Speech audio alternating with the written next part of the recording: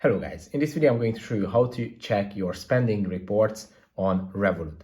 So to do that, it's quite simple. Just open up the Revolut application and I'm going to show you step by step.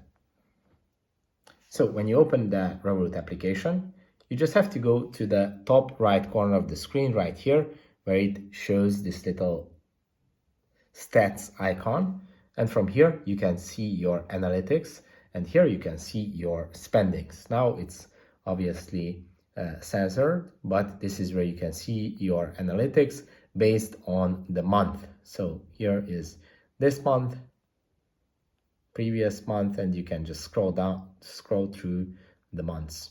You can select between personal and any of your pockets that you have on Revolut.